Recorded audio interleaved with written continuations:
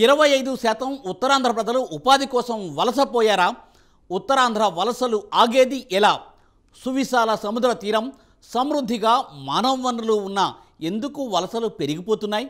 ఉత్తరాంధ్రకు పూర్వ వైభవం రావాలంటే ఏం చేయాలి?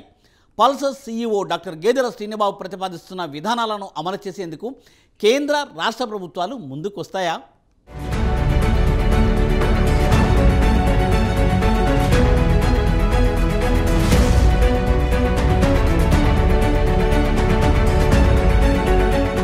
ఉత్తరాంధ్రలో 1.25 కోట్ల జనాభా ఉండాలి. కానీ గత 20 ఏళ్లలో ఉత్తరాంధ్ర నుండి దాదాపు 25 లక్షల మంది ఉపాధి కోసం వలస వెళ్లడం వలన 1 కోటి మంది కన్నా తక్కువ ఉన్నారు. ఉత్తరాంధ్రలో ఉపాధి అవకాశాలు లేకపోవడం, కాలుష్యాన్ని వెదజల్లే పరిశ్రమలతో సహజ వనరులు, సంప్రదాయ వ్యవసాయం, వృత్తులు, మత్స్య పరిశ్రమలు దారుణంగా దెబ్బతిన్నాయన్నారు పల్సర్స్ అధినేత డాక్టర్ గేదెల శ్రీనుబాబు. ఈ వలసల గురించి గేదెల శ్రీనుబాబు ప్రత్యేక అధ్యయనం చేశారు. దీనిపై ఆయన Uttarandhra odyssey the migration of 25 lakh souls అనే పుస్తకాన్ని రాశారు.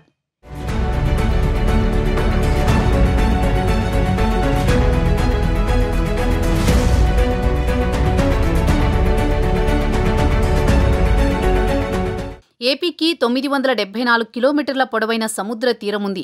గుజరాత్ తర్వాత ఇదే పెద్దది. అందులో శ్రీకాకుళం, విజయనగరం, విశాఖ ఉమ్మడి జిల్లాలు 320 కిలోమీటర్ల సముద్ర తీరం కలిగి ఉన్నాయి. ఈ 3 జిల్లాల్లో సహజ వనరులతో పాటే సమృద్ధిగా మానవ వనరులున్నాయి. అయితేనేమి, ఈ ప్రాంతాన్ని అభివృద్ధి చేసే ఉద్యోగ ఉపాధి కల్పించాల్సిన ప్రభుత్వాలు పట్టించుకోలేదు. ఫలితంగా ఏటా ఉత్తరాంధ్ర నుంచి వలసలు పెరిగిపోతున్నాయి. ఉత్తరాంధ్ర ప్రాంతమంతటా నిరుద్యోగమే. ఉపాధి, ఉద్యోగాలు లేక ఇక్కడి యువత వలస వెళ్లిపోతున్న పరిస్థితి. వలసలను అరికట్టడంపై ప్రభుత్వాలు దృష్టి పెట్టలేదు. దీంతో ఉత్తరాంధ్ర దుస్థితికి చెలించిపోయిన ఆ ప్రాంత బిడ్డ పల్సర్స్ సీఈఓ డాక్టర్ గేదెల శ్రీనుబాబు ఉత్తరాంధ్ర వెనుకబాటుతనానికి చరమగీతం పలికేందుకు నడుం బిగించారు.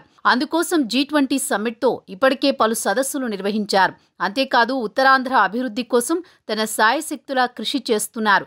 ఏం చేస్తే ఉత్తరాంధ్ర వెనుకబాటుతనం పోతుందో అందుకోసం తన వంతు పోరాటం సాగిస్తున్నారు.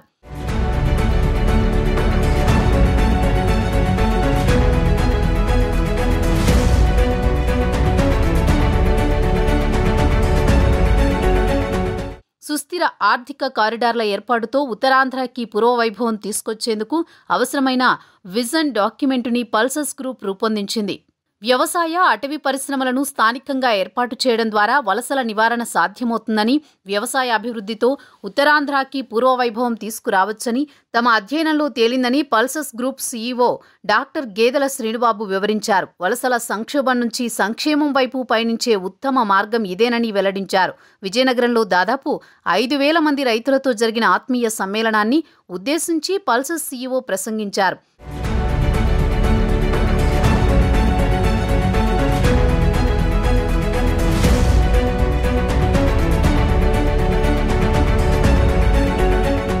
ఇరవైకి పైగా గ్లోబల్ సమ్మిట్లను నిర్వహించి ప్రపంచవ్యాప్తంగా కొన్ని వేల సదస్సులకి హాజరైన అనుభవంతో ఉత్తరాంధ్ర అనుకూలతలను శ్రీనుబాబు వివరించారు. స్థానిక ఉపాధి అవకాశాలను పెంచడమే కాకుండా ఈ ప్రాంతం యొక్క మొత్తం అభివృద్ధికి చోదక శక్తిగా ఉపయోగపడే వ్యవసాయ ఆధారిత ఆర్థిక కారిడార్ను రూపొందించాల్సిన అవసరముందని నొక్కి చెప్పారు.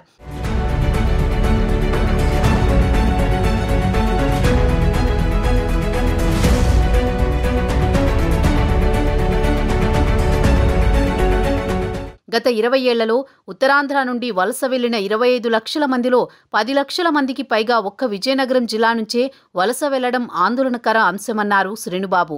ఈ ప్రాంతంలో ఉపాధి అవకాశాలు లేకపోవడం, కాలుష్యాన్ని వెదజల్లే పరిశ్రమలతో సహజ వనరులు, సంప్రదాయ వ్యవసాయం, వృత్తులు, మత్స్య పరిశ్రమలు దారుణంగా దెబ్బతిన్నాయన్నారు.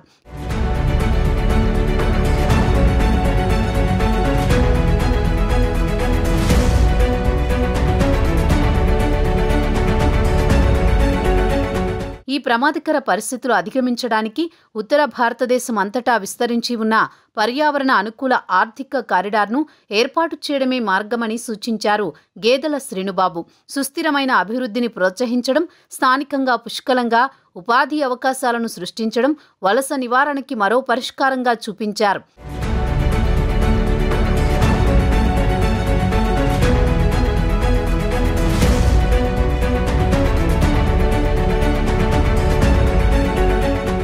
ఒక్క శ్రీకాకుళం జిల్లాలోనే 80,000 కుటుంబాలు చేపల వేటపై ఆధారపడి బతుకుతున్నాయని మత్స్యకార సంఘాలు చెబుతున్నాయి.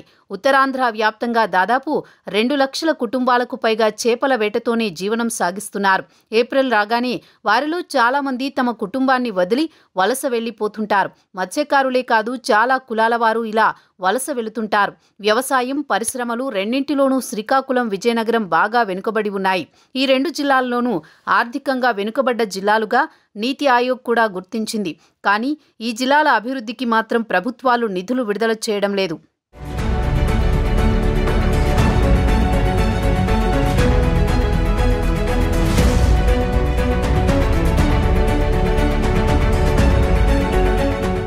వ్యవసాయ, అటవీ, మత్స్య పరిశ్రమల ఏర్పాటుతో వలసలను నిరోధించవచ్చని గేదెల శ్రీనుబాబు చెబుతున్నారు. వ్యవసాయానికి ప్రోత్సాహం అందించడం, సరికొత్త విధానాలను పరిచయం చేస్తే ఉత్తరాంధ్ర వ్యవసాయ ఉత్పత్తులకు స్వర్గధామం అవుతుందని చెబుతున్నారు. ఆర్థిక కారిడార్లతో వలసలకు చెక్ పడుతుంది. మరి ఆ దిశగా కేంద్ర రాష్ట్ర ప్రభుత్వాలు కృషి చేస్తాయా లేదా అన్నది తేలాల్సి ఉంది.